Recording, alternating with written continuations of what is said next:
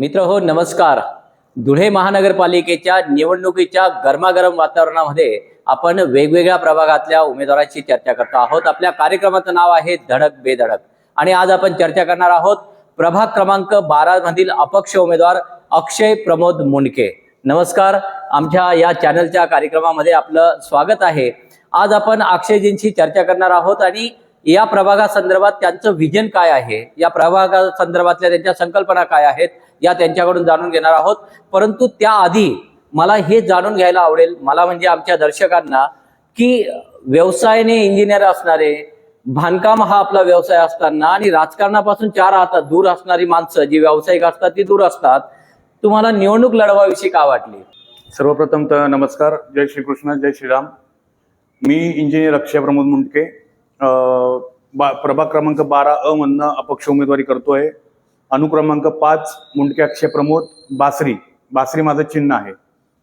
Sir, तुमचा प्रश्न अतिशय योग्य आहे आणि मुळात अनेक वेळा म्हटलं जातं की छत्रपती जन्मावे तर शेजारच्या घरात, तर आपण का नाही. सिव्हिल इंजिनियर असल्यामुळे जे मी काम बघत होतो शहरातलं, ते शहराला एक वेगळ्या दिशेला घेऊन चाललेलं आहे. कुठेतरी सत्यानाश शहराचा होतोय असं लक्षात आलं. अनेक प्रतिनिधींना मी समजावून सांगितलं, दाखवलं देखील विजन की असं करू शकतोय, पण त्यांच्यात ती मानसिकता नाही आणि करण्याची इच्छाशक्ती नाही. त्याच्यामुळे मग मला वाटलं की आपण संविधानिक पद जर आपल्याला मिळालं, कारण की याच्या अगोदर मी काही काम केलेलं आहे, पण संविधानिक पद जर मिळालं तर मी काही कार्य करू शकतोय. त्याच्याकरता मी याच्यात आलो. आणि राजकारण करणारे घाण आहेत, राजकारण घाण नाहीये असं मला वाटतं. नाही, पण आपण ज्या शब्दांचा प्रयोग केला की शहराचा जो सत्यानाश होतोय, मग असं जर बघितलं आणि संपूर्ण शहर डोळ्यासमोर ठेवलं तर अनेक प्रभागामध्ये आपल्याला काम करायला स्कोप होता. मग 12 नंबरच का निवडलाय? मी 12 नंबरच का निवडले सर, कारण की माझं कुटुंब तिथे आहे. गेली 60 वर्षाहून अधिक वर्ष तिथे झालेली आहेत. वास्तव्य तिथे आहे. मी खेळलो तिथे, वाढलो तिथे. माझी ओळख तिथे पण चांगली, अख्ख्या शहरात माझे चांगले मित्रपरिवार आहेत. पण प्रभाग क्रमांक 12 जर तुम्ही बघितला तर अख्ख्या शेतकऱ्यांचं केंद्रस्थान असलेलं कृषी उत्पन्न बाजार समिती आहे. कला प्रेमींसाठी नाट्यगृह आहे. हिंदू बांधवांसाठी आपलं परम असं आपण जे म्हणतो मनातली इच्छा हे व्यक्त करतात, गोसेवेचं पांढरपोळ संस्था आपल्याकडे आहे. अशा वेगवेगळ्या संस्था आपल्या प्रभागात आहेत. आणि प्रभागाला जोडणारा पारोवा रोड आणि 80 फुटी रोड हे 2 मुख्य रस्ते आपल्या प्रभागात आहेत. त्याच्यामुळे काम करायला खूप स्कोप आहे आणि काम करण्यासाठी मी राजकारणात येतो. आपला दृष्टिकोन अतिशय चांगला आहे, आपला तो प्रभाग आहे, आपलं लहानपण तिथे गेलेलं आहे. पण एकीकडे आत्ताचं अलीकडचं राजकारण जर बघितलं तर चांगल्या माणसांचं राजकारणात काम नाही असंही म्हटलं जातं आणि दुसऱ्या बाजूने असंही म्हटलं जातं की चांगली माणसं राजकारणात आले पाहिजे. आपला अनुभव काय आहे नेमका राजकारणातला? मी तेच म्हणेन सर की आपण नागरिक म्हणून फक्त गप्पा मारतो की चांगले लोक आले पाहिजे, हे तर अशीच कामं करतात, तसंच करतात. मग आपण काय करतो? मतदानाच्या वेळेला आपण योग्य माणसाला निवडून देत नाही, किंबहुना आपल्यापैकी कोणी उभं राहत नाही. तुम्ही नागरिकांना पर्याय तर द्या, कोणी समोर त्यांना ऑप्शन तर द्या की कोण चांगला उमेदवार आहे, कोण अयोग्य आहे, कोण योग्य आहे. आणि म्हणून माझं ध्येय निश्चित होतं की मला उमेदवारी करायची आहे, संविधानिक पद घ्यायचं आहे, फॉर्म भरायचा आहे, सगळ्या प्रक्रियांना पार करायचं आहे, मला उमेदवारी करून प्रभागाचा विकास करायचा आहे. आता जर आपण धुळे शहराचं राजकारण बघितलं तर भारतीय जनता पार्टी, त्यांचे महायुतीचे दोन्ही घटक पक्ष हे वेगवेगळे लढतायत. दुसरीकडे महाविकास आघाडीतले सगळे पक्ष वेगवेगळे लढतायत. या सगळ्यांच्या चुरशीमध्ये आपण अपक्ष उमेदवारी करतोय. खूप जास्त फेस करावं लागतंय का? फेस खूप करावं लागतंय, पण मुळात हा लढा आज खूप मी आनंदात घेतोय. मला मजा येते कारण की मला काम छान करायचंय. मी असं खूप म्हणजे ते त्यांच्या आपसात लढतायत, माझी लढतच त्यांच्याशी नाही. अच्छा, मी लोकांपर्यंत पोहोचतोय, ते आपसात लढणार, मी माझं लोकांसाठी कार्य करण्यासाठी पुढे जाणार. कोणाला जवळचा स्पर्धक समजता? प्रत्येक करपे. व्यक्ती म्हणून, पक्ष म्हणून? पक्ष म्हणून. अच्छा. पण तरी सुद्धा परत मी राजकारणातल्या काही घडणाऱ्या घटनांकडे येतोय की राजकारणात अलीकडे परत दबाव तंत्राचाही वापर होतोय, पैशांचा जोरात वापर होतोय असं आम्ही ऐकतो आहोत. आपल्या प्रभागातले चित्र काय आहे? आपल्या प्रभागातले लोक समंजस आहे, विचारी आहे, सुज्ञ आहेत हे आपण म्हणतोय, हे खरं आहे. पण दबाव, दडपण, गुंडगिरी, पैसा याचा प्रभाव आपल्या मतदारसंघात आहे का? आहे ना सर, आमच्या प्रभागात तशी घटना घडली पण आहे. अच्छा. माझ्यासोबत देखील घडली. मी फॉर्म भरायला गेलो, फॉर्म भरताना मला सांगण्यात आलं की असा फॉर्म नाही, या या गटात भरा, न सोडता दुसरीकडे भरा, असं सांगण्यात आलं. पण मला माझं ध्येय, मी पूर्वी बोललो तुम्हाला की मला ध्येय निश्चित आहे, मला काम छान करायचं आहे. माघारीच्या वेळेलाही दोघं जे मुख्य पक्ष आहेत त्यांच्याकडे दबाव टाकण्यात आला. एकच पक्षाचं नाव नाही घेता येणार, दोघं पक्ष, दोघांनी दबाव टाकला की म्हणे तुमचं काम, तुम्ही इंजिनियर आहेत, नका येऊ राजकारणात. म्हटलं ठीक आहे ना, मग तुम्ही घाबरू नका, तुम्ही तुमचं काम चालू ठेवा. जनता माझ्या सोबत आहे. जनतेला आता चांगला उमेदवार पाहिजे, ही निवडणूक जनतेने हातात घेतली, त्यांना प्रभाग चांगला पाहिजे. बरोबर. हे बघा, नगरपालिका महानगरपालिकेच्या निवडणुका म्हटल्या तर नागरी मूलभूत समस्या ज्या काही असतात, गरजा, रस्ते, पाणी, वीज, आरोग्य, स्वच्छता, याच्या पलीकडे आपल्या डोक्यामध्ये काय आहे की या प्रभागासाठी करावं? या मूलभूत गरजा तर सगळेच पुरवणार आहे, स्थानिक स्वराज्य संस्था त्यासाठी आहे. आपल्या डोक्यात वेगळं काय आहे? सर, जेव्हा मला या प्रभागात उमेदवारी करायचं मी इच्छा ठेवली, सर्वप्रथम तर मी एरियाचा पूर्ण अभ्यास केला. एरिया कुठून कसा आहे, सर्व एरियाचे लेआउट मी जमा केले. त्या लेआउट मधनं रस्ते कुठून कसे अप्रोच होत आहेत, त्याच्यानंतर त्यातल्या ओपन स्पेस मी पाहिला. तो जवळजवळ 30हून अधिक ओपन स्पेस इथे अशाच पडलेल्या आहेत. बापरे. मी संख्या कमी सांगतोय, याच्याहून अधिक ओपन स्पेस अशाच आहेत की जिथे कुठे अतिक्रमण झालं असेल किंवा झाडं झुडपं असतील किंवा नाले तयार होऊन गेलेले.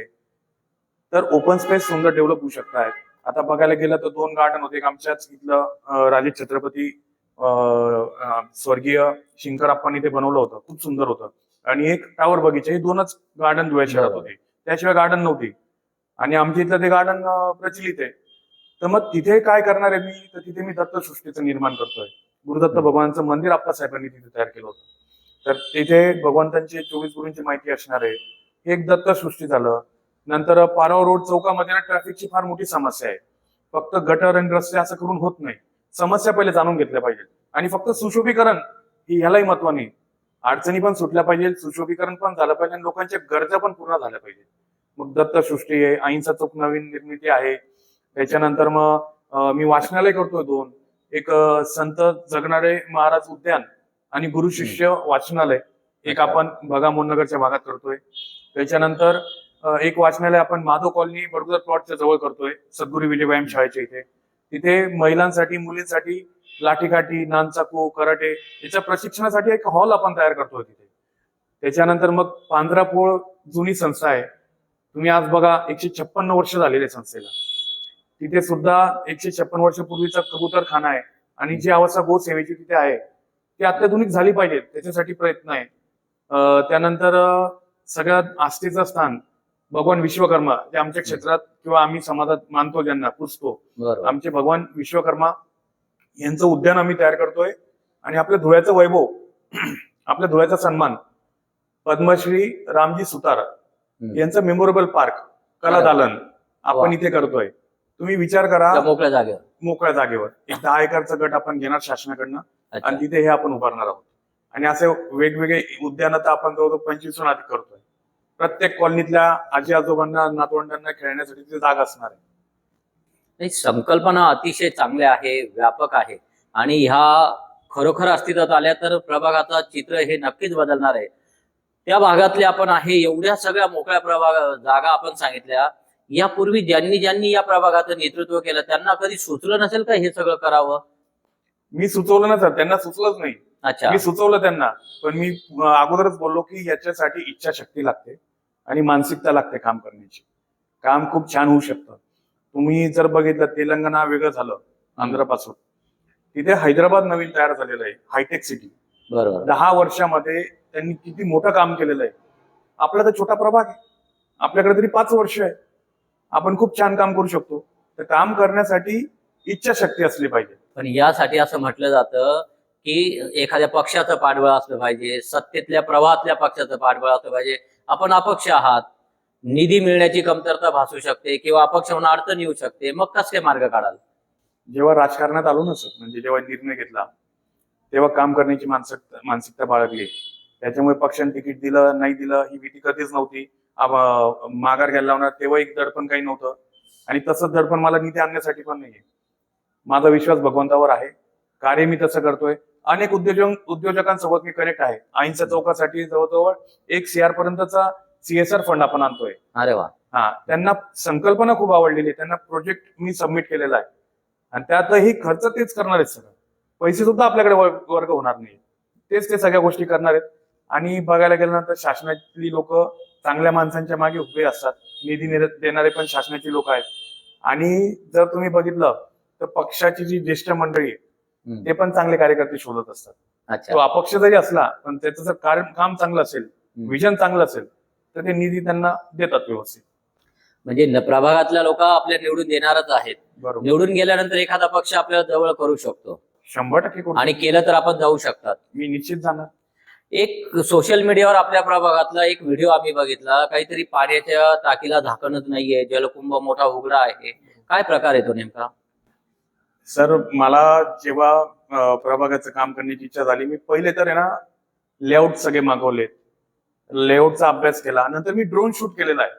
संपूर्ण प्रभाग क्रमांक 12चा ड्रोन शूट घेतलेला. अरे वा. त्याच्यातनं मी सगळ्या अडचणी जाणून घेतलेल्या आहे. आणि तेव्हा लक्षात आलं की अरे पाण्याच्या टाकीला जिथं पाणी पिसं तिला झाकणच नाही, उघडा आहे तो. उघडा आहे. आता तो प्रकार असा आहे की ती मनमर्जी मधली टाकी आहे. अच्छा. जवळजवळ 15 ते 20 हजाराच्या अधिक त्या पाण्याच्या टाकीतल्या लोकांना पाणी पुरवठा होतोय. पण वाईट अवस्था आहे. लोकप्रतिनिधी त्या अभ्यासाचे नाहीत म्हणून ते काम करू शकत नाही.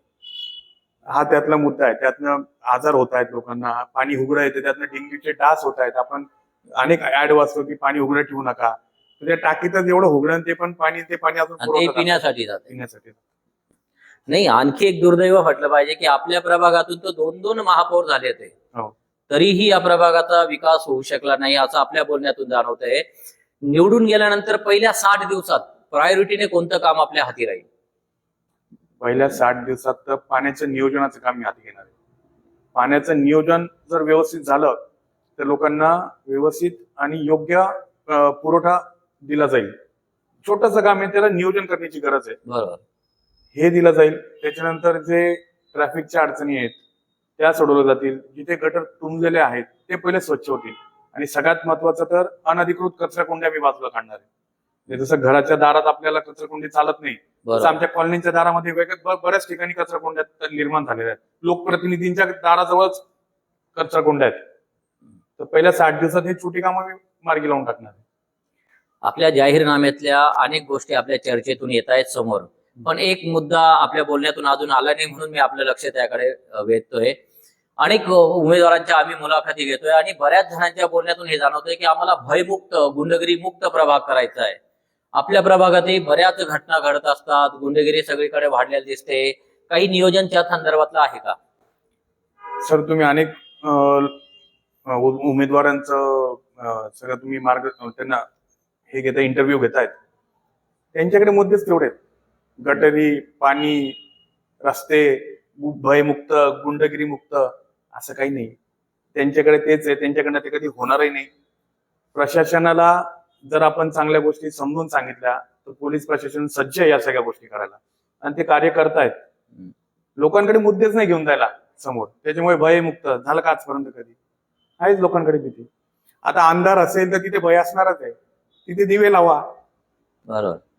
उगाच फक्त मतदान घेण्यासाठी पर्याय आहेत समोर. हा, पर्याय आहेत. आता मी काय केलेलं आहे, मी मागणी केली की सिटी पोलीस मला अहिंसा चौकात द्यावा. बरं. रोज रात्री काही मुलं फटाक्याचे असे आवाज असणाऱ्या बुलेट फिरवतात. तर नागरिकांना तो त्रास होतो. त्याच्यासाठी मी मागणी करून ठेवलेली आहे. तर हे होऊ शकतं ना. पण तो मुद्दा इलेक्शन साठीच फक्त आहे यांच्याकडे, बाकी दुसरा काही नाही. आणि तो माझा मुद्दा नाहीये. मी काय करणार तर मी धूळमुक्त माझा परिसर करणार. मी बॅनर मुक्त माझा परिसर करणार. माझं बॅनर तुम्हाला कुठे दिसणार नाही. जेही दिसले असतील ते माझे तुम्हाला होर्डिंग दिसले असतील. ते कायदेशीर मी टॅक्स भरलेला आहे. त्याच्यामुळे धूळमुक्त आणि बॅनर मुक्त माझा परिसर. मी त्या मुद्द्याकडे येणार होतो. बरं झालं आपणच सांगितलंय, कारण आता बरेचसे नेते हे काम करण्यापेक्षा बॅनरवर झळकताना दिसत आहेत. त्यांचं काम आणि त्यांचे चेहरे बॅनरवर दिसत आहेत. आपण बरं झालं की हा मुद्दा सांगितला की बॅनर मुक्त प्रभाग करायचा आहे. कारण शहराच्या सौंदर्यामध्ये जर म्हणजे विद्रुपीकरणामध्ये भर घातली जात असेल तर बॅनरची आहे, आणि ती पण आपल्याकडे एक मोठी समस्या आहे. आपल्या प्रभागाची एकूण रचना जर बघितली तर स्लम एरिया जास्त आहे, दाट वस्तींचा प्रभाग आहे आणि अतिक्रमणाची समस्या मोठी आहे. तर अतिक्रमण हा या शहराचा संवेदनशील मुद्दा आहे. तो हाताळण्यासंदर्भातलं काही नियोजन आपलं आहे का, किंवा काही त्या संदर्भातले ब्ल्यूप्रिंट आपल्या समोर आहे का? ब्ल्यूप्रिंट निश्चित आहे सर माझ्या समोर. याच्यामध्ये कोणी अतिक्रमणामध्ये राहत असेल तर त्यांच्यासाठी घराची योजना मी राबवणार आहे. मी आज कोणत्याही खोटे आश्वासन देणार नाही, पण या लोकांसाठी मला घरकुल योजना राबवायचीच आहे.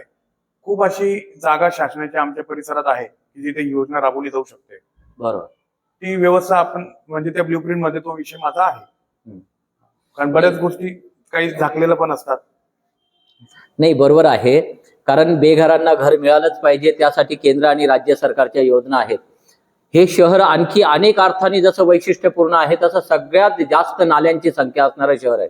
बरोबर. आणि आपल्या प्रभागातही काही 1-2 नाले वाहतात आणि दरवर्षी त्या नाल्यांना पूर येतो, लोकांच्या घरात पाणी जातं, ते संसार वाहून जातात.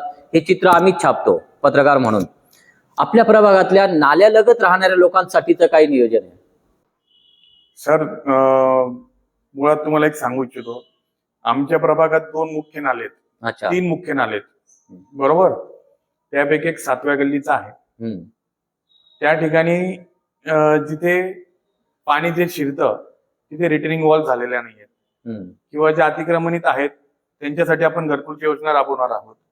पण दुसरा जर नाला तुम्ही बघितला तर तो नाला फक्त जागेवर तुम्हाला दिसतोय, तो कागदावर रस्ता आहे सर. अच्छा. आणि रस्ता नसल्यामुळे म्हणजे नाला असल्यामुळे त्याला रिटेनिंग वॉल पण त्यांनी बांधलेली नाही आजपर्यंत. 1983 नंतर 1971-83 चे लेआउट आहे, पण त्यांना आजही रिटेनिंग वॉल नाहीये. हे व्यवस्थाच करू शकले नाही, त्याच्यामुळे लोकांच्या घरात ते पाणी शिरतंय. आणि पावसाचंच नाही तर तुम्ही आज जरी गेले फायनल प्लॉट नंबर 51, 52, 53, 36, 37, 38 या फायनल प्लॉट नंबर मध्ये जर तुम्ही नाला बघितला तर रोज नाल्याचं पाणी जातं, म्हणजे लोकांच्या घरात जाते, घरात जातं, प्रतिष्ठानांच्या समोर असतं. शाळकरी मुलांची व्हॅन रोज सकाळी 7-7:30 तिथून मार्गस्थ होत असते, कारण की तोच एक रस्ता आहे आणि तिथूनच नाला वाहत असतो. पण असे बरेच काही रस्ते असतील ना, अजूनही काही असतील की जे लोकांनी अतिक्रमण करून बंद केले, किंवा तो रस्ता लोकांना कळलाच नाही की इथे रस्ता आहे, असं काही आहे का? आहे सर, आहे. आपल्या प्रभागात शोधून काढलंय आम्ही ते. अच्छा. आमच्या इथले पटेल उद्योजक बंधू आहेत आमचे, ते माझ्याकडे एक अडचण घेऊन आले होते, जे मी आता उल्लेख केला. तिथे बघितलं जागेवर तो नाला दिसतो आणि कागदोपत्री पाहिला तर तो रोड आहे. ते जर व्यवस्थित झालं तर या सगळ्या अडचणी सोडवल्या जाणार आहे. याचं निवेदन, याची डिटेल ड्रॉइंग्स आणि त्याचे पुरावे असलेले लेआउट्स हे सगळं आपण आयुक्त साहेबांना सबमिट देखील केलं आणि त्याची पुढची कारवाई पण झालेली आहे. निवडणूक नंतर सगळी प्रक्रिया पूर्ण झाल्यानंतर त्याचं टेंडरिंगला ती येऊन जाणार. तर ह्या सगळ्या शोधून ठेवलेल्या बाबी आहेत. बऱ्याच गोष्टी विकासावर आपण चर्चा करतो आहोत. एक शेवटचा मुद्दा प्रश्न मी विचारतोय, राजकारणात कोणाला गुरु मानतात आपण, आयडियल कोणाला मानतात? अटल बिहारी वाजपेयी. पण आता ज्यांचं नाव आपण अटलजींचं नाव घेतलंय, भाजपाबद्दल असं म्हटलं जातंय की आता सध्याची भाजपा ही अटलजींची भाजपा नाही असंही म्हटलं जातंय. मग परत तुमचा नव्या जुन्याचा वाद भाजपा सोबत होऊ शकतो वैचारिक? नाही सर, मी प्रभागाचा विकास करण्याच्या विचाराने आलेलो आहे. तुम्ही मला आयडल विचारलं, मी तुम्हाला आयडल सांगितलं की राजकारणातले माझे आयडल कोण. पक्ष बघून नाहीये, ते माझे आयडल आहेत. मी त्यांना मानतो. त्यांनी जसं पक्ष घडवलाय आणि तेच प्रयत्न मी माझा पक्ष म्हणजे ज्या पक्षाचे ते आहेत त्याच्यासाठी माझे चालले. आपल्या प्रभागातल्या नागरिकांना आमच्या माध्यमातून काय अपील कराल? मी असं अपील करेन की शहर आपलं आहे, शहर खूप सुंदर आहे, अनेक महामार्गांनी जोडलेलं शहर आहे, रेल्वे मार्गाने जोडलेलं शहर आहे. या शहराला वाचवण्यासाठी प्रयत्न करा. उत्तम आणि योग्य उमेदवाराला मतदान करा. कोणत्या पक्षाचा काय हा तुमचा वैयक्तिक निर्णय आहे, पण योग्य उमेदवाराला तुम्ही निवडून द्या आणि आपल्या धुळे महानगरपालिकेला वाचवण्यासाठी प्रयत्नशील राहा. धन्यवाद. मित्र हो, प्रभाग क्रमांक 12 मधील हे अपक्ष उमेदवार आपल्यासोबत चर्चा करत होते, अक्षयजी मुंडके. आपण बघितलं, व्यवसायाने बांधकाम व्यावसायिक इंजिनियर असणारा व्यक्ती राजकारणाच्या माध्यमातून प्रभागाचं चित्र बदलवण्यासाठी धडपड करतायत.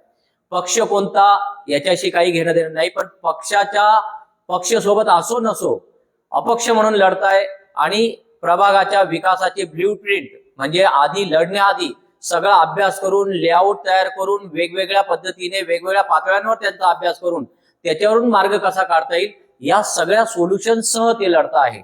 मला असं वाटतं की ज्या उमेदवारांची आपण चर्चा करतोय त्यात हे एक अपवाद उमेदवार असे असू शकतात की ज्यांनी उमेदवारी करण्याआधी त्या प्रभागाचा अभ्यास केलाय आणि तोही सोल्युशन करण्याच्या दृष्टिकोनातून केलाय, प्रॉपर केलाय. अतिशय चांगलं विजन, स्पष्ट विजन आणि प्रभागाच्या संदर्भामध्ये काय काय करता येईल या संदर्भातल्या सुस्पष्ट संकल्पना आज अक्षयजी आपल्याशी बोललेल्या आहेत. आपण आपल्या माध्यमातून अपेक्षा करूया की या प्रभागातल्या सुज्ञ नागरिकांनी सुज्ञ उमेदवाराला मतदान करावं आणि आपल्या प्रभागाचा विकास करावा. तो कसा करून आणायचा, कोणामार्फत करून आणायचा, हा पूर्णतः निर्णय आणि अधिकार हा मतदार म्हणून आपल्या हाती आहोत. आपण आज या ठिकाणी थांबणार आहोत. पुन्हा पुढच्या धडक बेधडक कार्यक्रमात आपण नव्या प्रभागात नव्या उमेदवारासोबत चर्चा करणार आहोत. तोपर्यंत धन्यवाद. अशाच वेगळ्या आणि ताज्या बातम्यांसाठी पाहत रहा झेप मराठी, आरसा महाराष्ट्राचा. संपादक प्राध्यापक अनिल चव्हाण, धुळे.